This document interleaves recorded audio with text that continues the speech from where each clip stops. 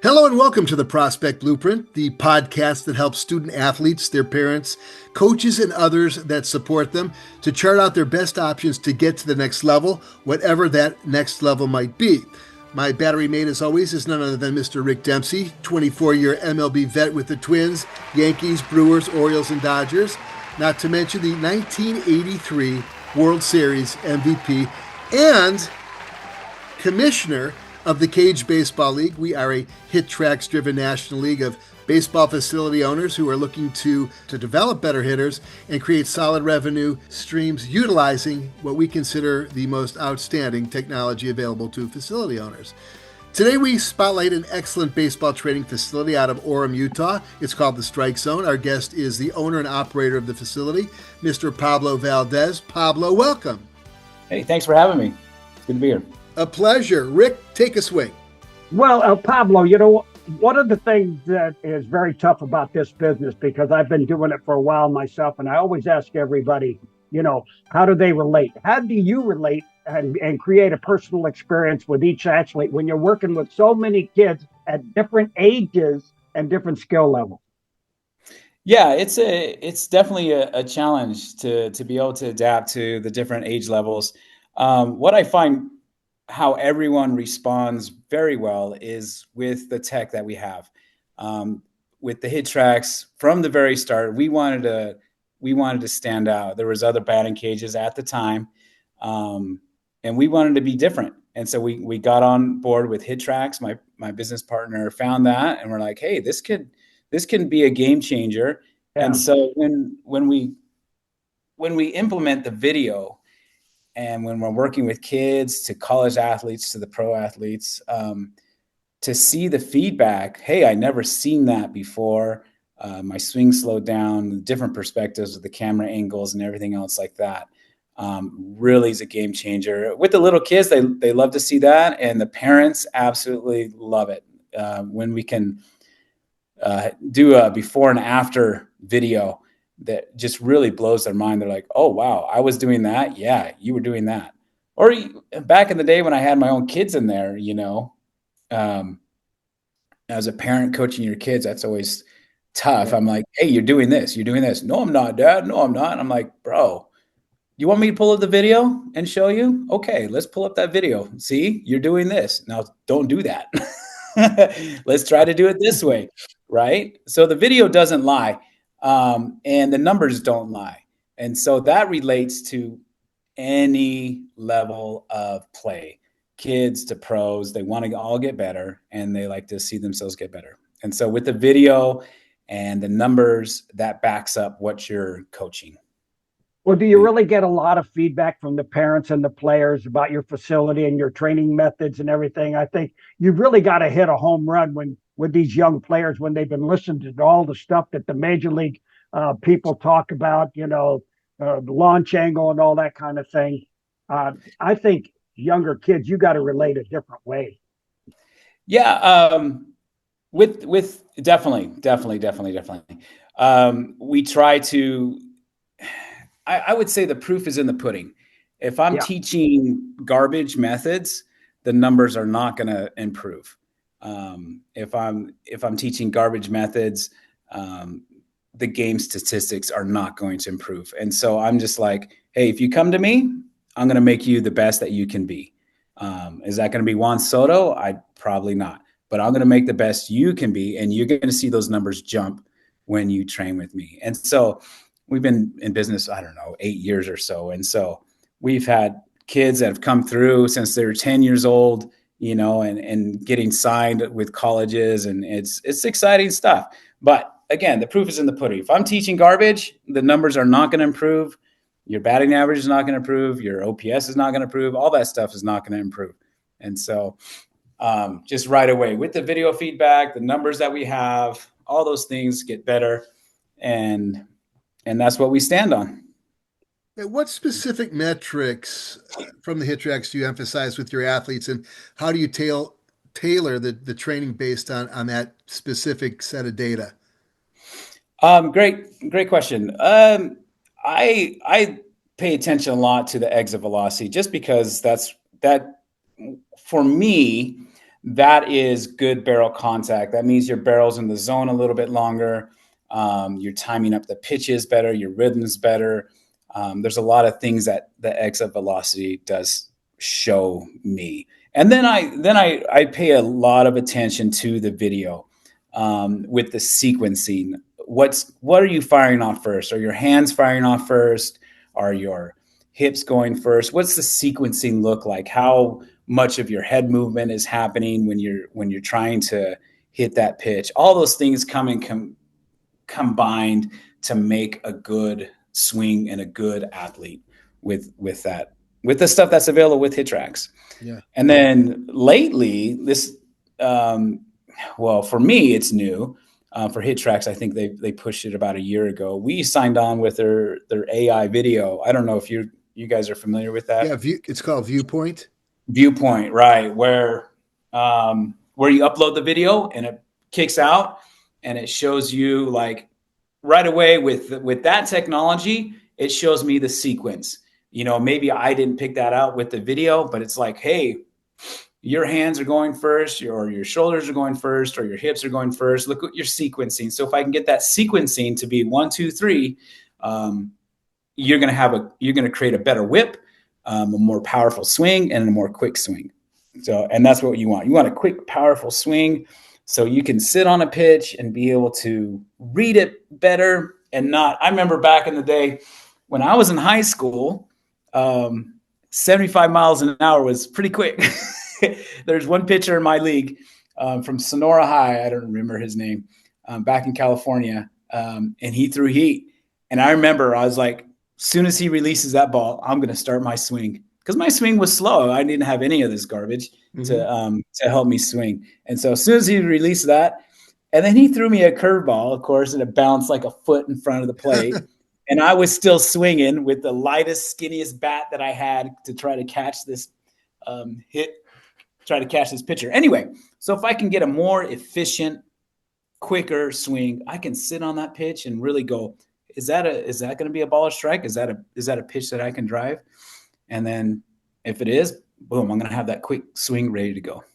Yeah, you alluded to Viewpoint, or I alluded to Viewpoint. Viewpoint's part of a larger package, but you're talking more about the biomechanics, where you could actually sort of see a model of the person's swing, and you could assess the lean and all the little different metrics that are involved in a swing.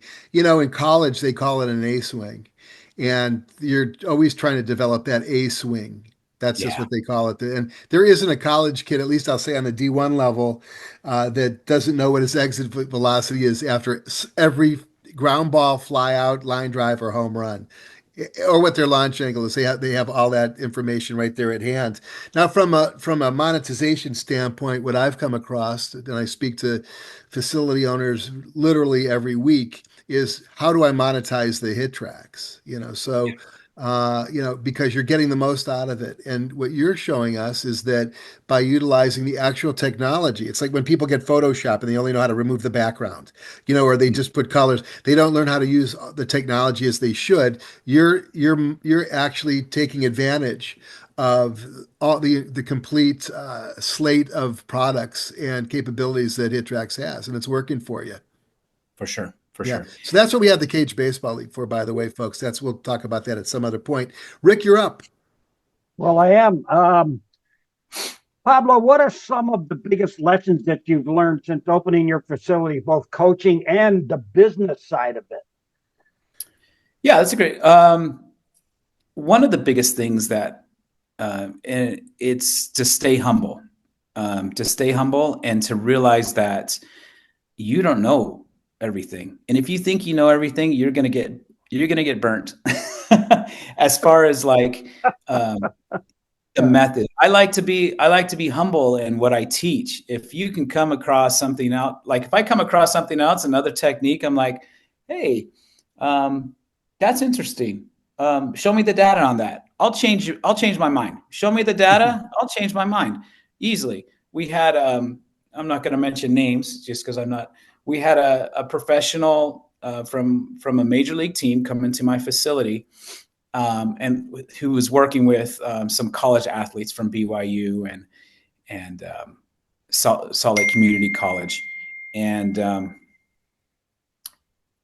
what he was showing me was with data, because I was a big kind of, how can I say this? Kind of a tilt, the bat angle. I was teaching more of a bat angle like this, you know. Right.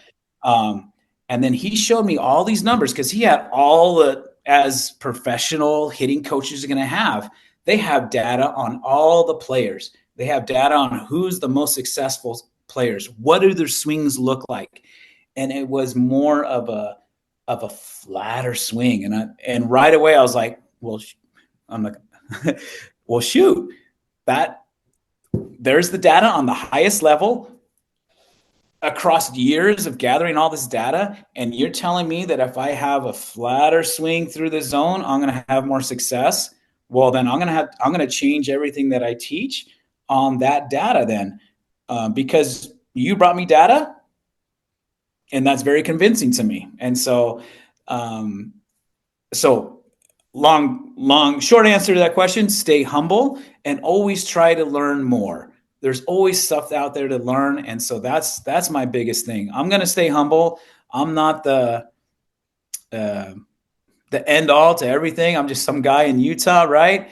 And I'm going to try to learn everything I can and put every sort of resource I can to keep learning the game so I can coach better.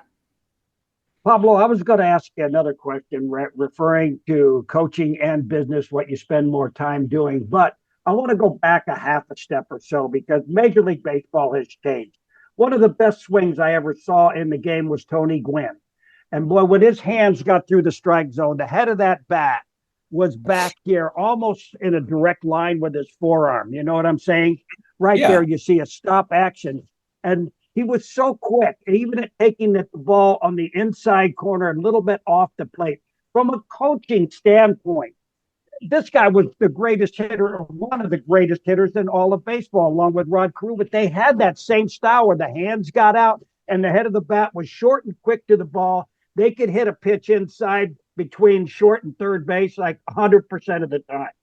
And that is a very tough thing to teach kids today when they're all thinking about launch angle and hitting the ball out of the ballpark.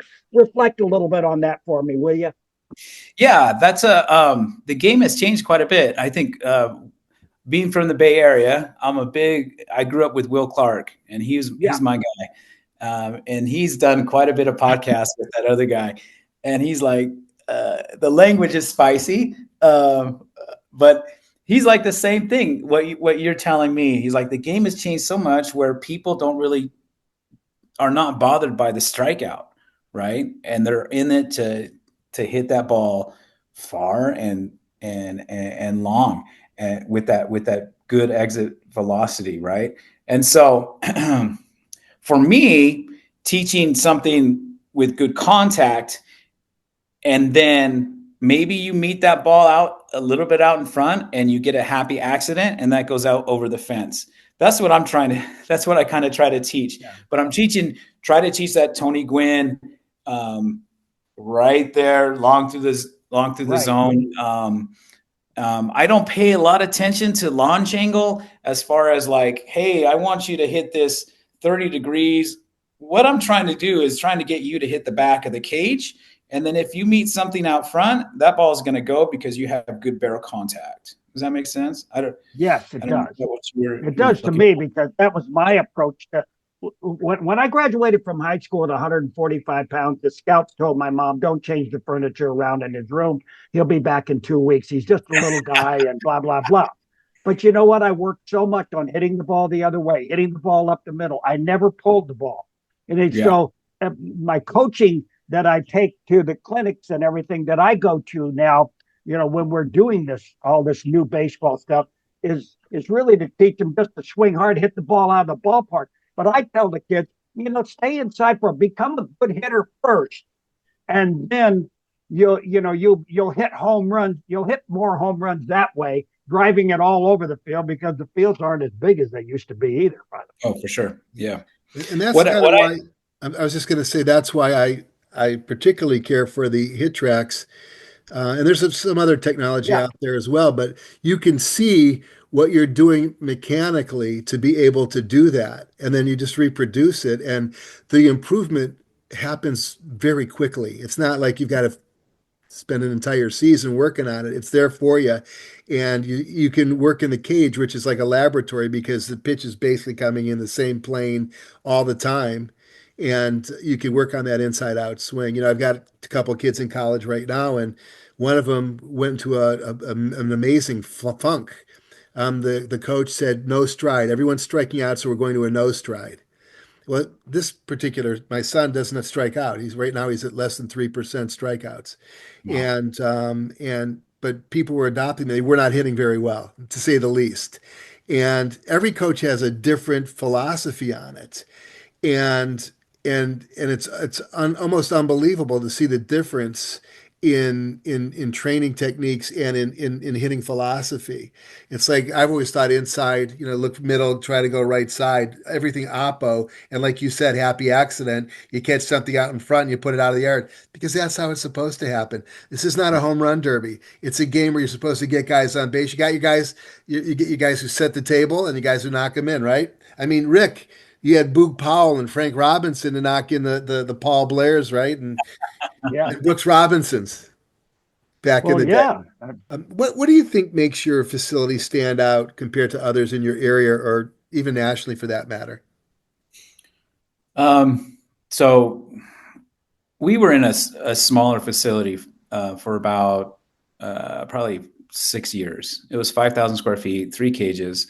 But right away, we wanted to go with tech. And so, like I said, my business partner found the hit tracks and make that happen. Now, we were in that building for a long time just because it's so hard to find these big warehouses that will take a chance on a sporting facility. So finally, we found a friend of a friend. We opened up this 20,000 square foot. It's a big risk for us. But being in that small building, I wanted high cages. So our cages go all the way up to 22 feet. And they're big, up to 14 feet wide. Normally I think we have some that are 15 feet wide. But we were in that 12 foot. And so you would swing the bat and hit the cage, the netting. And so I was like, no, I want something big. And so even without the hit tracks, because we have 3 hit track systems now, without the hit tracks and you hit the ball, you know exactly where it's gone. Mm-hmm. Just because it doesn't feel like you're in a cage. And so we wanted a big open facility. We wanted it dynamic. So it's a shell net and you can slide the curtains open so you can open up the whole thing if you wanted to, or close it off. We're going to do pitching here and we're going to do hitting here. You can make that dynamic practice area. And so that's what sets us aside, our flexibility to create something, a different practice area or whatever, our technology that we have. I mean, we have Rapsodo, we have Blast Motion, we have hit tracks, and I know I'm not mentioning something, but anyway, we have all of that stuff there. What I wanted was a place that if you wanted to put in the time and the effort, you can grow quicker. You can reach your goals quicker. And that's what I wanted. And I think that's what sets us apart from anywhere else. We have BYU here in town. And so I'm good buddies with the hitting coach there. And when the different softball teams come to play BYU, they come to my facility to practice, get in the cut. So we had Oklahoma State in there. So we had Ken in there, Coach Ken. And it was the players were like, they walk in the facility, it's well lit, and they're like, their eyes are big, and they're like, this facility is amazing. I was like, dude, this is cool to have these, top 5 softball team in my facility working out and just loving it, right? And just loving it. It's cool. I always try to buy. Now, I'm kind of a gadget guy too. Like if it's online, I'm going to buy it. I'm going to try it just because every athlete has something different that will click for them and that will work for them. Yeah. I try to get as many of those things, and I'll try them out and go, hey, does this work out for you? I like the Pro Velocity bat. That's a great bat that I love to use. Mm-hmm. I like to use the Driveline speed bats, the weighted bats that they have. And so when Oklahoma State came in, they were like in all my gadgets that I have and just doing all this stuff. And they were just loving it all. Stuff that they wanted to try, that they seen was all there. Usually if it's online, I have it at my facility. And so if you want the hit tracks, if you want to try a new bat, a different feel, I have that thick grip bat, I have that V bat, I have so many, I should take you down there and just film all the different bats that I have. But anyway, that's what makes us, we try to be on the cutting edge of different feels, tech to make you a better athlete. Yeah, you mentioned TrackMan. That's yeah, we have TrackMan in the back. You have TrackMan in the back. Yeah. I love Blast Motion for bat speed. The tech is great. One thing that I espouse whenever we do these podcasts is that right now for a kid to get into a college, it's very difficult. A high school senior is going to have a hell of a time trying to crack a D1 lineup. They could get into an NAIA D3, D2, work their way up, and then move on into a D1 as they develop as a player. But the more developed you can get in the interim, while you're still in high school, the more important it's going to be. And of course, like you mentioned, that exit velo is going to be absolutely critical because an 82 mile an hour ground ball to the 5-hole or the 4-hole isn't going to get through. But when you start getting around 90, 91, on AstroTurf or artificial turf, I just aged myself, artificial turf, it's probably going to slide through. I see it. I just was watching it this weekend, but it's so true. So, Rick, what do you got? Anything else as we say goodbye to Coach Valdez? Well, it's just he's got a lot of experience over me, especially. We're opening up a couple of cages and facilities in Baltimore. I'm having Kel come there and give us some little advice on hit tracks and all that stuff too. Trying to develop our own league. But man, trying to get away from the old philosophies for me as a personal player is very hard to do. Hit the ball the other way and drive the ball. And it's hard to implement that. The kids now just want to swing as hard as they can. I've got a young fella here that is really talented here in California. He's not real big yet, but man, all the tools there as a hitter. He just lines the ball everywhere. But he's now getting to the point where he's getting a little stronger. He's trying to swing as hard as he can. And it's hard to relate to those kind of kids. I'm sure you have a lot of the problems that I have. What I like to tell my athletes, and I think that helps them stay with their approach, is to hit that ball and just hit that ball and hit that second baseman's head clean off and hit that line drive all the way to that right center fence.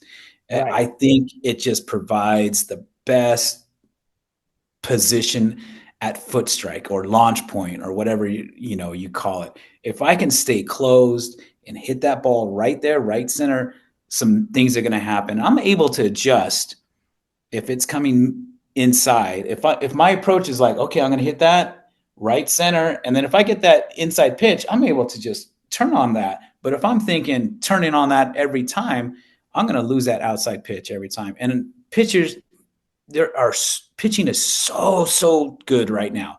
And so you have to be able to hit that low outside pitch and be able to hit that breaking ball outside and just go that way. And so I would say to you, keep telling them to go right center, but get that line drive. And even the big power hitters, I've heard Aaron Judge say that same thing, hit that second baseman's head right off. And that's going to be my approach. And, but you have to adapt to every batter is a little bit different. And so that's why I have all those different types of tools. So what you were saying, Kelly, about your son's coach and going, everyone knows stride. I couldn't imagine saying that too. Nightmare. Yeah. Just because that you're messing with their rhythm, man. Threw him off, put him into a slump like no one's business. Yeah. But finally, when everybody rebelled against this guy, he's a new coach. Yeah. It's like they started cheating. And somebody goes, screw it. I'm 0 for 15. I gotta swing. And they started doing it, and now it's like changed. They're doing a little bit better, but that might work for. But I've had to seriously, some of my kids that are talented and might be slumping a little bit. I'm like, you know what, try this a little bit. And it might be something stupid that just in their head, they think it fixed everything. And then boom, next thing you know, it's in their head. But trying to There's no one solution for that. So No. with little kids though, I'll say with little kids, when I'm training little kids, I'll take away that stride because their body is just moving all over the place. And so I try to minimize their movements and go with that. Then I'm like, okay, for this first 2-3 weeks that you're with me, we're not gonna do a stride because you're 8 Yeah, or right. 9, right? You're you're not in full, some of these tall kids are like so like, lanky and they don't know what they're doing with their body. So I'm like, hey, let's calm down those movements. Let's get you in a good position here and ready to hit. And then let's try that out. When you get those movements down, then you can start doing your time. But I try not to mess with timing. That's just something that is very, very personal unless there's something egregious with their swing. Anyway, my Rick 2 asked, cents. yeah, no, I'm with you 100% on that. It's funny. It's when you can relate to another coach, it's, you can't help but chuckle because we all come across the same situations with these hitters. They're all so Yep. diverse and they have such funky little things. Too much Yeah. movement. You see kids dropping. And I mean, Rick, we were in the cage the other day for one of our cage games, and there wasn't a good swing in the bunch. And Rick goes, Cal, who's coaching these kids? He goes, his swings are horrible. Rick, I got to ask you, what did you, to get out of a slump, how did you do it? What mentally, physically, what was your plan of attack? You're talking to me, right? I am. Well, I'll tell you what I used to do is play pepper. They took that game away from everybody. When you play pepper, you hit the ball to the guy at the end of the line, the one in the middle of the line, the one at the left side. You might have 3 or 4 guys out there, but you're trying to keep your hands inside the ball. Then go into batting practice, would never try to hit the ball hard. The guy's throwing 60, 65 miles an hour is a pretty good batting practice speed, but you try to hit the ball where it's pitched. And once you get that rhythm and that timing where you see the ball out of the pitcher's hand come off and it's inside right away, you're still running your hands inside. You're not trying to direct yourself to pull the ball. You let that happen naturally. You get your hands inside the ball and boom, you hit it. Like I was saying, when I asked to be sent down my third year actually in pro ball, I said, please give me a chance to play. I'll go anywhere that you want. And they sent me to a league. I hit 7 home runs in the 2-month league. It was a summer league. I was MVP of the league with 61 RBIs in 60 games. But I had all 7 home runs were to right center field in that ballpark. And it was a fair ballpark. But that was my power zone right there. I had everything going that way. I got invited to instructional league and I hit 600. And I hit some pretty good pitchers at that time. And I hit some home runs to center field, but I never remember pulling the ball at all. And I got that thought out of my mind. And that's what really kept me on track of the ball. Why Billy Martin always, when he wanted to give me the hit and run, he knew where I was going to hit it to, right down the right field line. And I wore that hole out. But to me, that's what good hitting was. Staying inside the ball as long as you could and driving the ball that way. And it was easy for me then, even though I was small. And then Earl Weaver ruined your swing. Oh my God. Because Pablo's going to go in and look at your stats after this. Yeah, I'm gonna go check you out. But understand that what you see there could have been 60, 70 points higher. But Rick, He tried. Earl Weaver said, listen, you'll play every day for me if you'll pull the ball down to the left side and hit some home runs for me. Well, that's kind of a little bit of the analytical approach nowadays, Yeah. Once you start using that top hand, Pablo, you're dead because you'll hit a million ground balls to short just like I did, and you can't keep those hands inside. When that top hand starts to roll over, it really makes you a very bad hitter. Yeah. And you watch and see if you ever watch any of my World Series and playoff highlights, I said to myself, Rick, just go up there and hit the ball where it's pitched and help the ball club get on base or drive in a run here and there. And I was a great playoff and home run player, but during the season, I sucked. After I started to pull, I was a dead hitter. you also caught 16 Cy Young Award winners. That helps. It's like, that's amazing. Anyway. Okay. Well, listen, it's all the time we have. This was fun. If you're a facility owner and would like to get involved with the Cage Baseball League, get on the podcast, just contact us.